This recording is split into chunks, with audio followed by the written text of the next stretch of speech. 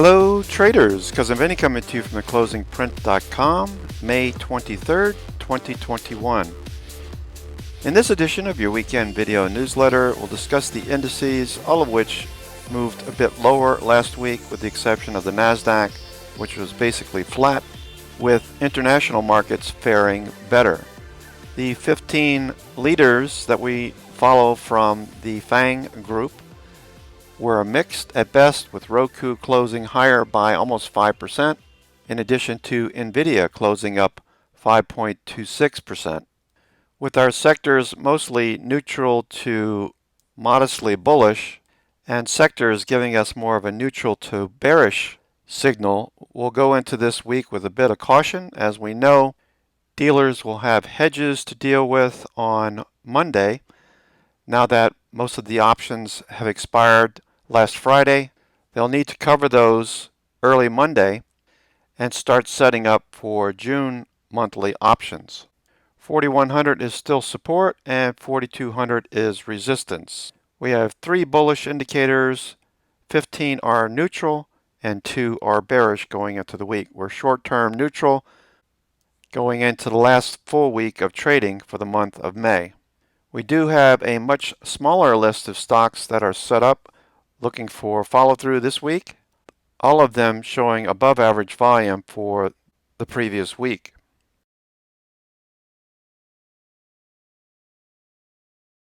Spiders are range bound. 2 weeks ago Friday, we reached a high that we tested again this past Friday. The lows at the 50-day remain as support, with 410, 411 as option levels. With 2 distribution days last week, volume increased on Wednesday and also on Friday. MACD is trying to turn and stochastics is rising. Despite the strength in the growth stocks last week, we did see the NASDAQ 100 and the Qs, respectively, close below the 50-day. We were hoping for a push above. So what happens Monday and Tuesday is very important and a reason to be a bit cautious going into this trading week. Additionally, with the FANG stocks and the Qs dragging their feet somewhat relative to the S&P 500, which is trading above the 50-day, this is very important to watch as those dealer hedges roll off on Monday morning. The IWM is also below the 50-day, looking for a pushback above to indicate risk on. So in addition to the NASDAQ, we also need to watch the IWM this week to start this last week of trading for May.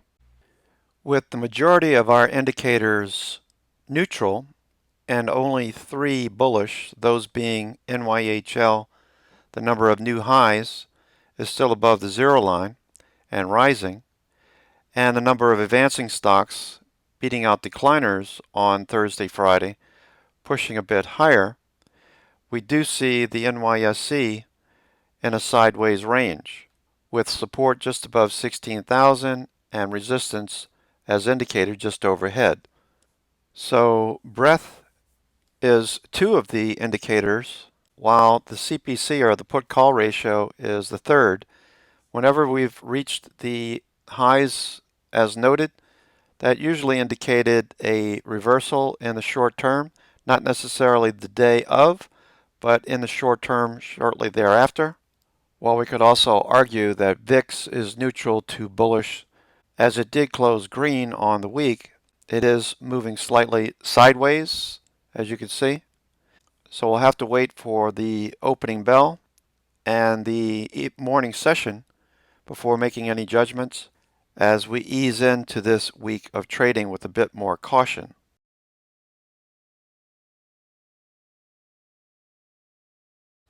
The short-term bond stock ratio is neutral at lows, could turn up in the short term, with all bond durations in a sideways range, similar to what we see here on the 7-10 year and the 20 year. A break above this range through 140, 141 would indicate safety, though June and July are seasonally 2 of the strongest months of the year for equities. So any move higher would be noteworthy. We also note from last week that most of our indicators, junk, IWM, USO, and biotechs, for the most part, were moving sideways to slightly higher to finish the week, leaving us with more of a neutral to risk on position going into this week. In addition, we saw the US dollar weaken further below the 50, 200, and shorter moving averages near a support zone potentially. So any move lower would be bullish for commodities. A move higher would be a headwind or bearish for gold, silver, and crude oil. For now, gold and silver continue along a bullish trend with occasional pullbacks to the rising 9 and 21-day moving average with RSI above 50, giving us an opportunity to add or start new positions. Industrial and construction related metals like copper have pulled back and are fading. We're looking for a higher low in the short term, in addition to forecasting some potential pressure against construction related names, the builders as well, while crude oil remains in a sideways range, together with bonds, commodities, and currencies giving us a neutral signal at this time.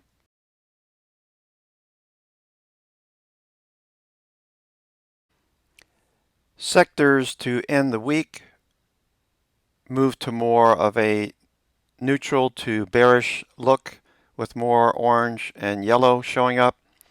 We did see some strength in the energy related names, oil and gas equipment, with pharmaceuticals faring better and consumer staples seeing an uptick. International markets pretty much the same, with strength showing up in Asia. These 5 sectors moved higher last week with strength in XLF, XLU, XLI, XLB, and XLE, with transports, healthcare, and consumer staples finishing flat, while technology, consumer discretionary, and the communication sectors pulled back a bit. So with this in mind, we'll watch for dealers to take care of their hedges. After they do that, we'll get an idea of which sectors are in play.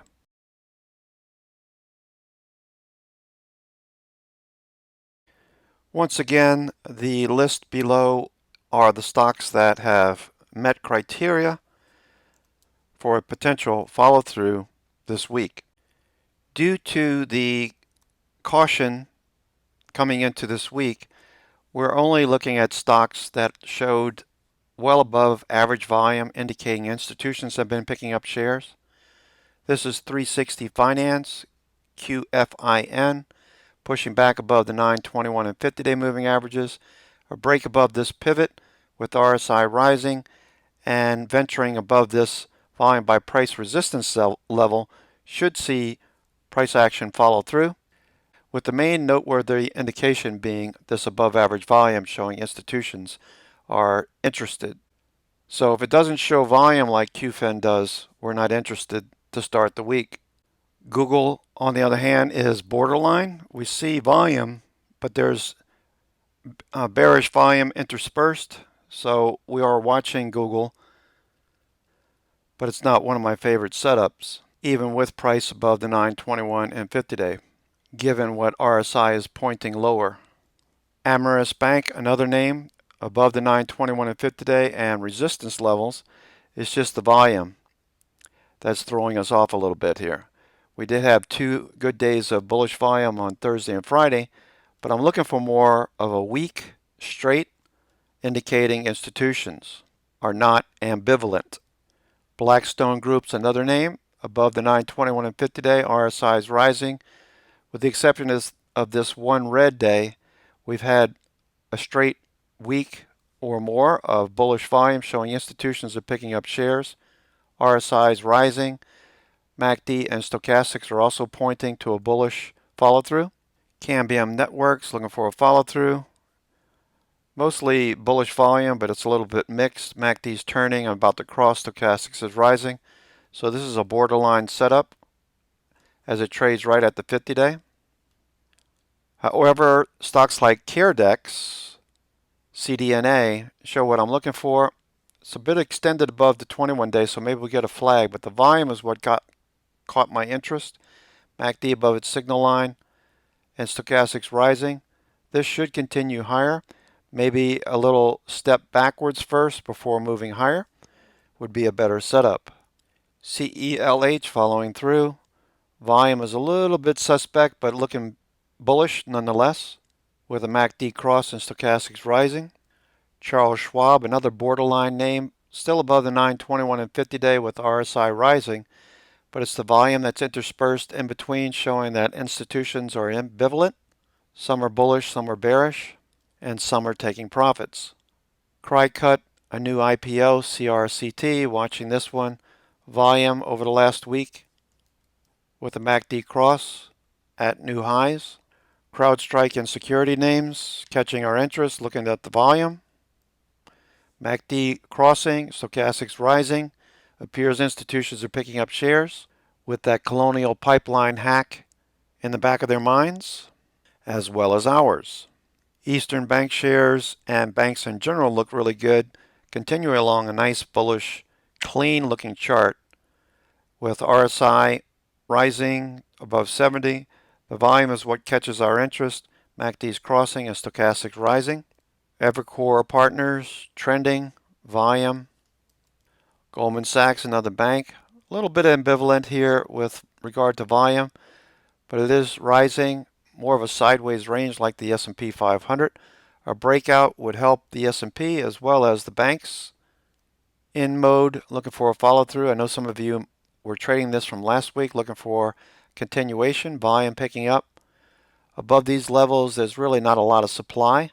As we ease back up to 52-week highs, RSI is back above 50. Volume being notable. IQV showing up on numerous scans from the Investors Business Daily. Volume, watching MACD for a cross. It's this volume over here that really got my interest, as price action hasn't moved too far away from this level. A breakout would be very bullish. A loss of the 21 day would be very bearish. Proficient, PRFT, nice, bullish, clean looking chart. Look at the volume, that's what got our interest. Any pullbacks to the 9 EMA would be a good entry, so long as buyers show up like we've seen here back in April. Smith & Wesson looking for this trend to continue above this area of very little overhead supply. Volume picking up. A little bit of an ambivalence here with a few red days interspersed. MACD's flat. Upstart with a nice follow through. Look at that volume. Price action. Looking for the breakout. Nice little cup or flat base breakout. Darvas box breakout. Looking for a flag right in this area as we ease up to a resistance again for a better entry, and then look for a breakout. As institutions are obviously bullish, WSC breaking back above the 921 and 50 day, easing back up to 52-week highs. Volume came in last week. MACD is turning, stochastics is rising, RSI above 50. Yeti makes a good product, looking for a follow through. And Zebra Technologies to finish off the IBD 50 list. Volume starting to come in, looking kind of interesting to go into the week. We did have sellers at this pivot level, so if we do break through that, look for 52-week highs in the short term. Target and big box retail looked very strong last week, following through. Three white soldiers out of a base, pushing higher. Volume showing institutions have been picking up shares. MACD cross, stochastics rising, RSI above 50. What I'd be looking for now is a little pullback maybe to the 9 EMA or a flag before taking any new entries. This is from the blue dot scan showing a breakout, potential long. Apria provides integrated home healthcare equipment and related services in the United States, with earnings increasing going into 2022. Numbers are starting to pick up, though a little bit suspect at the present time. The stocks listed in cyan are those that showed up on the blue dot scan. Watch for these 9 stocks on the list. Also pointed out in the opening monologue as potential trades. These are all showing relative strength line at new highs with the stock near a breakout or starting to break out, and something to pay attention to as potential trades going into this week. Farmers National Bank, looking for a follow through from the blue dot scan, pushing higher on the daily and the weekly. Big cup and handle pattern, volume increasing. Note earnings beats over the last 8 to 12 quarters. Increasingly bullish, looking for a follow through. Okay, traders, that's going to do it for me. This is Because of Vinny coming to you from theclosingprint.com this May the 23rd, 2021. Be sure to check out the rest of the stocks in the list that we've put together from the CanSlim candidates as well as scans that we've taken. And I'll send out a watch list later tonight around 11:30 on the East Coast, 8:30 on the West Coast. So be sure to check your inbox for that. Otherwise, have a great evening and enjoy the rest of your day. I'll talk to you soon. Ciao.